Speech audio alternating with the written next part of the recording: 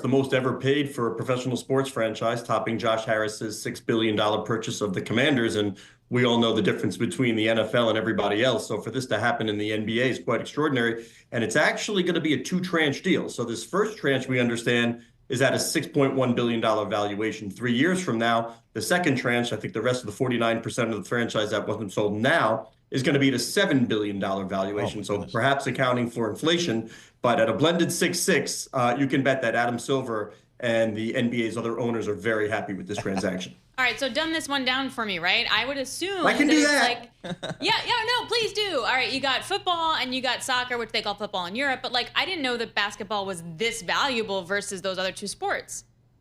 Yeah, I mean, look at the media deal. First of all, they just re-up with with Turner and ESPN, a almost 3x deal from the last time. So the media rights are incredibly valuable. What you normally look at with these transactions are what's the media and what's the real estate. What really is surprising about the Celtics is all the ownership has is the team, albeit a tremendous brand. I mean, the Celtics brand in sports is premium, platinum, top tier. I get it. But they do not own the building. They are tenants in the building. It's owned by the Jacobs, and which own the family that owns the Boston Bruins. So you're really just getting the team. It's going to be really interesting to see now, how do you squeeze further value out of a roster that, yes, is a championship team, but is projected to lose about $70 million this year. So It's a high price to pay. It remains to be seen how they can squeeze some more value out of it. Hey, what do we know about this Bill Chisholm? What do we know about this new buyer here?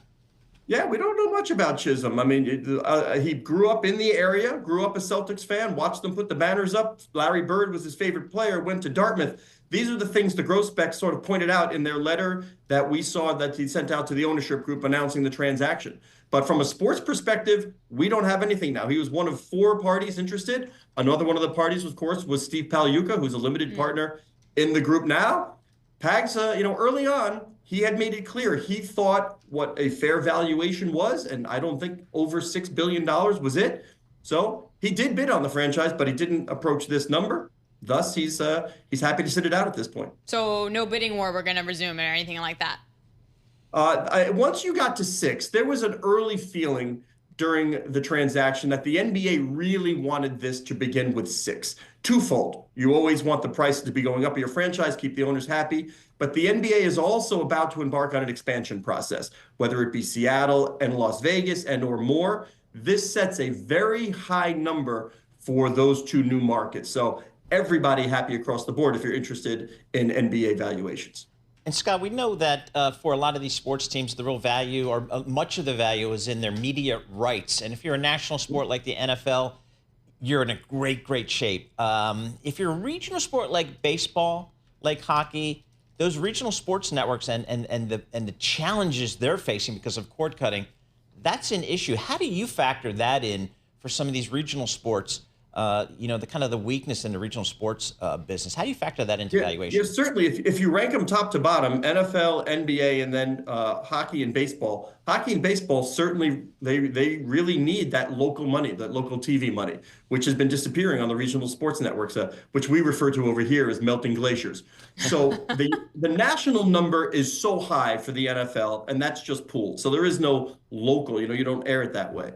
The NBA does rely some on local media money, but that national number is also so high. And the NBA, if you've been paying attention over the last few years, you'll notice they've been doing some micro transactions. You can buy the last 5 minutes of a game. You can buy pieces of games. They are very strong on social. They are very strong globally. These are really dominant brands around the world. Baseball just did a great job in Japan. Well, the NBA has a great market in China, Europe.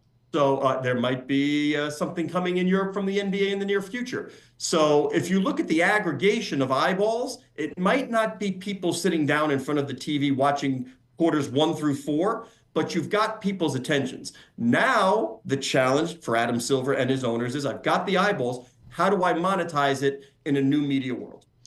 Actually, that's a great question because I was going to wonder, how do you squeeze value? And you mentioned the Celtics in terms of the real estate, and how do you then squeeze more value? So in general, how do you do that?